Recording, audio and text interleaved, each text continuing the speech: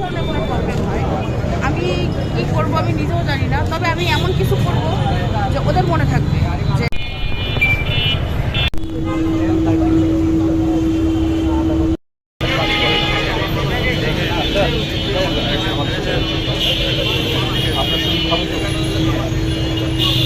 জাতি আপনার পাশে দাঁড়িয়েছে।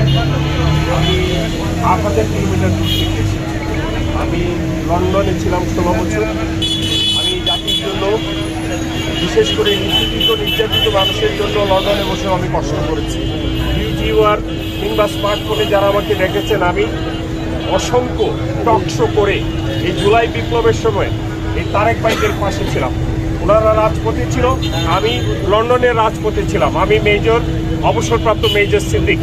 সুতরাং আজকে এসেছি তারেক ভাইয়ের যেই কষ্ট, তার পাশে আজকে একটি অসাধারণ দিন। এই রাতে জিয়াউর রহমান 50 বছর আগে তিনি মুক্তি পেয়েছিলেন। তাকে বন্দী করা হয়েছিল, সেনাপ্রধান জিয়াউর রহমানকে বন্দী করা হয়েছিল 3 তারিখ থেকে 6 তারিখে। 6 তারিখ রাতেই অর্থাৎ গভীর রাতে তিনি মুক্ত হন। 7 তারিখে মুক্ত হয়ে জাতির সামনে আসেন। সুতরাং জাতীয়তাবাদী শক্তির মুক্তির এই রাতে আমি ফুল দিয়ে তারেক সাহেবকে আমি অভিনন্দন জানাচ্ছি যে তিনি তার দলের নিবন্ধন পাবেন। আমি নির্বাচন কমিশনকে স্পষ্ট ভাষায় বলে দিচ্ছি, তার দলের যে কাগজপত্র যা জমা দিয়েছে, তার দলের যে ক্রাইটেরিয়া সব কিছু সঠিক আছে। আমি সেটি নিরীক্ষা করেছি। আমি চ্যালেঞ্জ করছি নির্বাচন কমিশন, এই দলকে নিবন্ধন দিতে হবে 3টি কারণে। একটি হলো তারেক সাহেব আম জনতার দল নিয়ে, অর্থাৎ এই আম জনতা পার্টি নিয়ে তিনি গত 2021 থেকে আন্দোলন করে জুলাই আন্দোলনে তিনি বুলেটের সামনে দাঁড়িয়েছিলেন। আজকে আমজনতাকে নিয়েই তিনি এই নির্বাচন কমিশনের সামনে অনশন করছেন। 54 ঘন্টা পার হয়ে গেছে।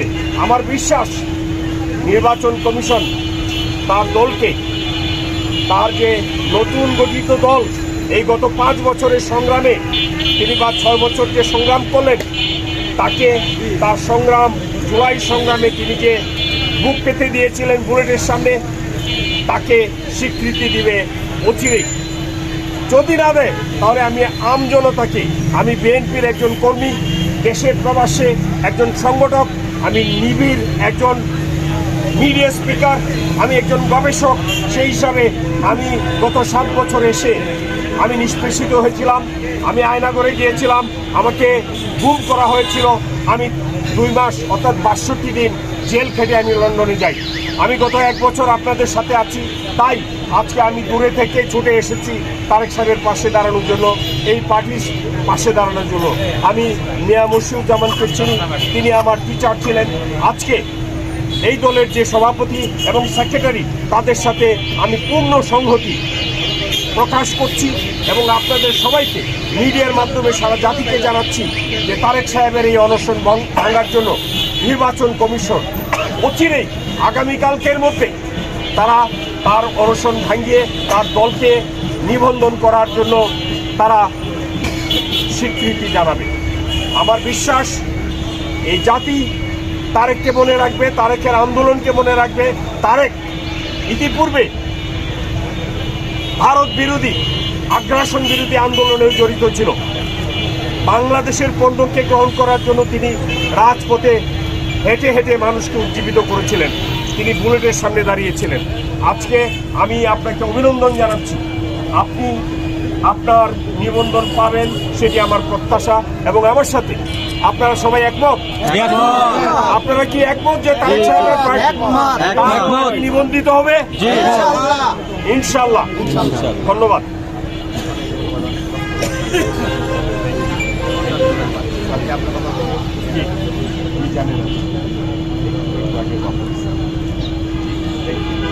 ফুলটা এখানে নিয়ে এলেন তারেক ভাই, একটু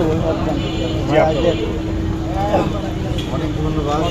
দেখে দূর প্রবাস থেকে আমাদের বড় ভাই আসছেন, তিনি নিজেও জেল জুলুমের শিকার, আমরাও অনেক জেল জুলুমের শিকার। আসলে আমরা যারা কষ্ট করছি, আমরা বরং করে কষ্টটা বুঝি। যারা এখানে আছে তারা এই কষ্টটা কখনো করেন নাই, আমাদের অনুভবটা বুঝতেন তারা। তো এটা আর কি বলার, ধন্যবাদ। চূড়ান্ত ঘন্টা হচ্ছে চলতেছে একটা চূড়ান্ত ঘন্টা, জানি না কোনো সমাধান হবে, আরও সমাধান হবে। ইনশাল্লাহ ইনশাল্লাহ সমাধান। সবার কাছে দোয়া চাই। কোনো ধরনের কোনো প্রবলেম হয় আমি কি করব আমি নিজেও জানি না, তবে আমি এমন কিছু করব যে ওদের মনে থাকবে যে তারেকের বউ এই ঝামেলার জন্য আমাদের এইটা করছে, এটা ওদের মনে থাকবে। অবশ্যই নির্বাচন কমিশন সেটা অন্য কারোর জন্য এখানে বসে। সেই 18 নির্বাচন যারা করছে, 24 নির্বাচন যারা করছে তারাই তো আছে এখানে, তাদেরই তো করবো, আর কাদের করবো। আমি আশাবাদী না, নিবন্ধন তো দিতে হবে ভাই, আশাবাদী হওয়ার কিছু নাই তো। মানে এরকম না তো যে বলেছে বসতে এর জন্য নিবন্ধন দেবে। তারা যে সমস্যা বলছে আমরা সেগুলো দেখাইছি যে আমরা অলরেডি সেখানে সাবমিট করছি, তারা তো নিবন্ধন দিতে বাধ্য। নিবন্ধন দিবে না মানে কেন দিবে না? আচ্ছা, অসুস্থ হয়ে যদি এভাবে যদি না খেয়ে থাকে, মারাও যেতে থাকে, সেক্ষেত্রে আসলে আপনার কি কোনো ভূমিকা আছে? মারা যাওয়ার মতো অবস্থা হলে অ্যাম্বুলেন্স তো রেডি আছে, তখন তো ধরে বেঁধে নিয়ে যেতে হবে, কিন্তু তার যতক্ষণ জ্ঞান আছে তার এখান থেকে উঠানো সম্ভব না। আমি অনেকবার বলেছি যে আচ্ছা অনেক হয়েছে তো, দেখা আমরা অন্যভাবে চেষ্টা করি।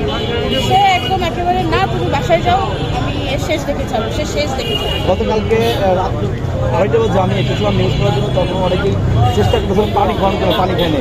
তার আগের দিন রাত্রে 2টার সময় এসেছিলাম, তখনও খাওয়ানোর জন্য চেষ্টা করছে, খাইনি। এভাবে আসলে অনশনে কি না খেয়ে আসলে অনশন করা ঠিক কিনা?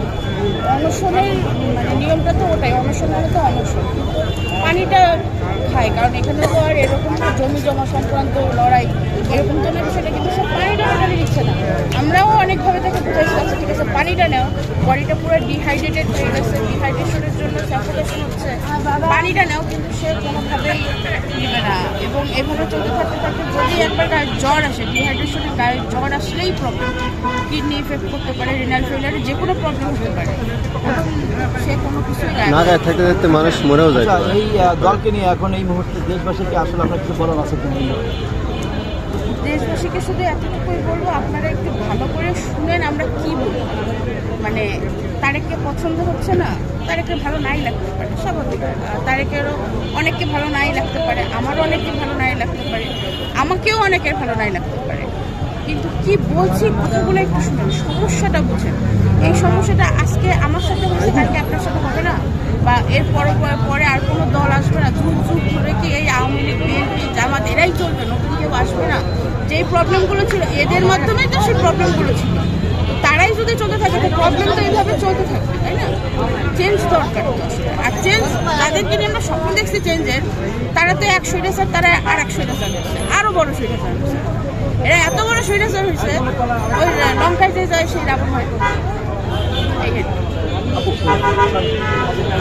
আবার সংস্থান 54 ঘন্টা ধরে কাছে পাচ্ছে না বা এক প্রকার দূরে